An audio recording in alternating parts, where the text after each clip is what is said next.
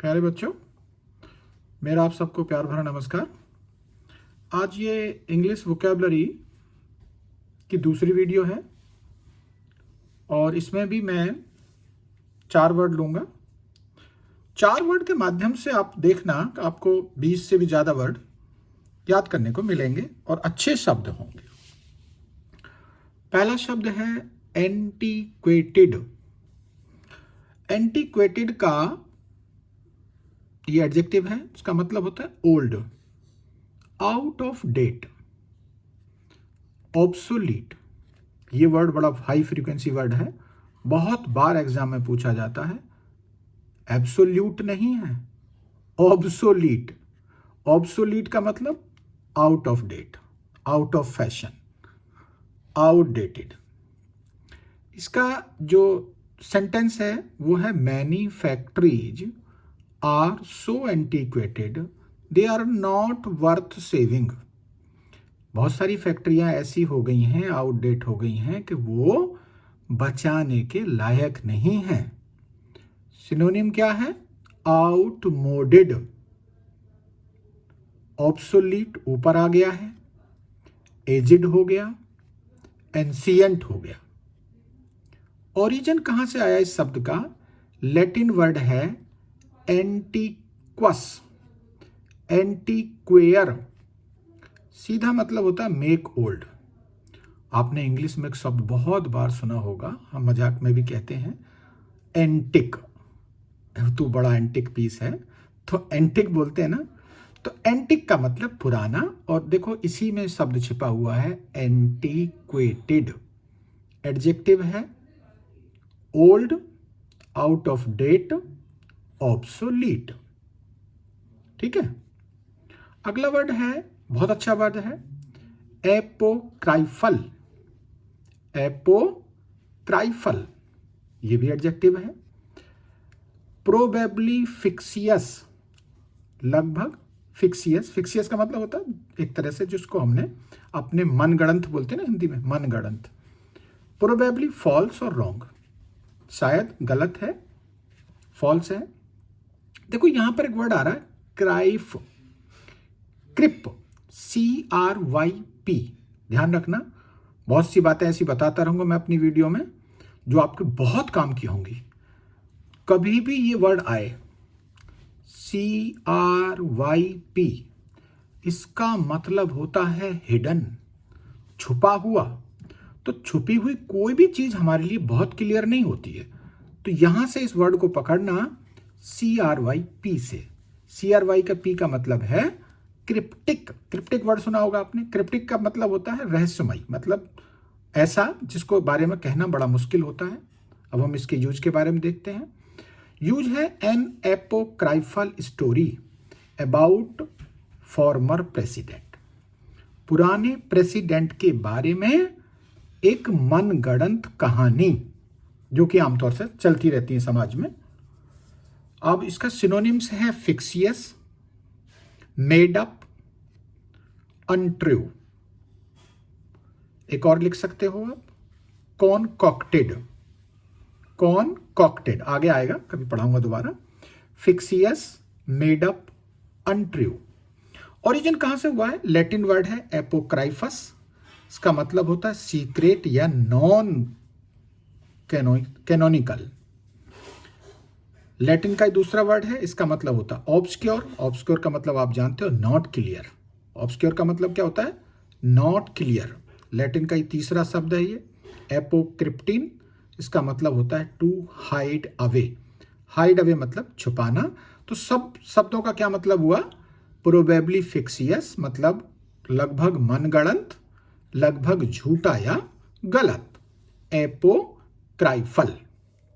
Next word है एस्पर्जन। Noun है, इसका मतलब होता है कर्स। कर्स मतलब होता है अभिशाप, शाप।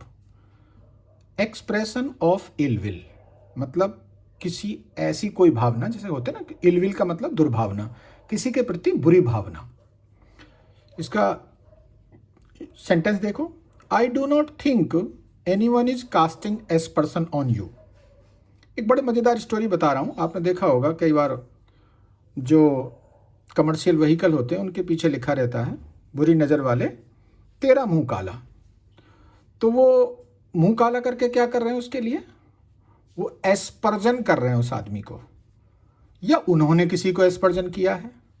तो एस्पर्जन मतलब अ कर्स, एक्सप्रेशन ऑफ इल विल, मतलब किसी के प्रति दुर्भावना।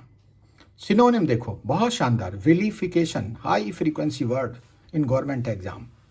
विलिफिकेशन, या विलिफिकेशन तो नाउन हो जाएगा, अब इसकी वर्ब क्या हो जाएगी? विलीफाई।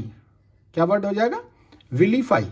समय आएगा बिल्कुल ऐसे बताऊंगा कैसे वर्ब से नाउन बनते हैं, नाउन से एडजेक्टिव या एडवर्ब बताऊंगा। विलिफिकेशन नाउन है, विलीफाई क्या हो जाएगा? वर्ड। डिस्पैरेजमेंट, डिस्पैरेज, देखो फिर यहां पर एक वर्ड आ रहा है, ये वर्ड आ रहा है पार। ध्यान रखना, ऐसे ऐसे वर्ड मैं आपको बीच में बताऊंगा जो आपके बहुत काम के होंगे।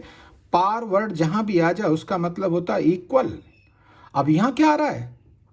डिस्पैरेजमेंट। डिस्पैरेजमेंट का मतलब जिसको हम अपने इक्वल ना समझें, अपने इक्वल नहीं समझें, इसका मतलब क्या कर रहे हैं? उसके लिए हम अभिशाप दे रहे हैं। तीसरा वर्ड है सिलेंडर। ध्यान रखना, सिलेंडर, सिलेंडर नहीं। और यहां ई भी लग जाता तो उसका मतलब बता जाता, आगे वीडियो आएंगी मैं आपको जरूर बताऊंगा, ध्यान रख लेना। SLANDER, cylinder. सिलेंडर का मतलब होता है किसी को कोसना, किसी की आलोचना करना। मैंने आपको पीछे बताया था सिनोनिम 100% सेम मीनिंग नहीं होते हैं।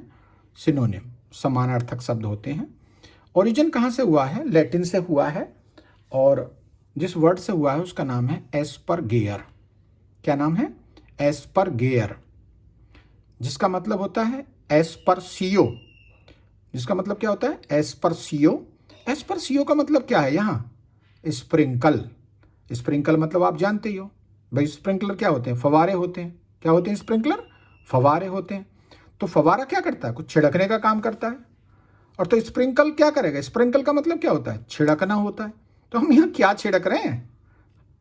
अभिशाप छिड़क रहे हैं, बद्दुआएं दे रहे हैं, बद्दुआएं छिड़क रहे हैं। चलो अगला वर्ड बहुत शानदार वर्ड है, एट्रोफी। क्या वर्ड है? एट्रोफी। एट्रोफी का ये वर्ब है, मीनिंग है to wither away. To wither away का मतलब होता है धीरे धीरे कमजोर हो जाना। डिके, सड़ना को बोलते हैं। अब ये क्या है? Poorly nourished. पुअरली नरिश्ड का मतलब जिसको प्रॉपर नरिशमेंट नहीं मिला है।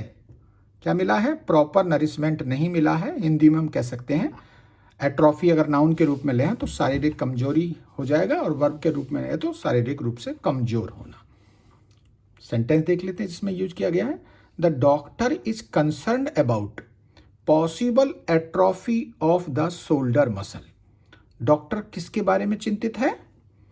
जो शोल्डर मसल में एट्रोफी हुई है, शारीरिक कमजोर जो हो रहा है शोल्डर मसल, उसके बारे में डॉक्टर क्या है? चिंतित है। सिनोनिम नहीं है इसका कोई ऐसा खास। ओरिजिन कहाँ से आया है? ग्रीक वर्ड से आया है। मैंने आपको बताया इसको वीडियो बनाने में बड़ी मेहनत लगी है, मैंने पूरा कोशिश करी है कि वर्ड का ओरिजिन कहाँ से हुआ है। तो ए लगाने से क्या हो गया? इसका नेगेटिव मतलब हो गया, विदाउट हो गया। और ट्रॉफी, TROPHY यहाँ है, और यहाँ क्या है? TROPHE। ट्रॉफी का मतलब होता है फूड, खाना। ए लगाने से क्या हो गया? नेगेटिव हो गया। तो जब खाना नहीं मिलेगा तो क्या होगा? शारीरिक कमजोरी आएगी। तो मीनिंग क्या हुआ? To wither away, decay, poorly nourished, यानी कि धीरे धीरे खत्म हो जाना या धीरे धीरे कमजोर हो जाना। वीडियो कैसी लगी जरूर कमेंट करके बताना। अच्छी लगी हो तो लाइक शेयर कमेंट करें। धन्यवाद।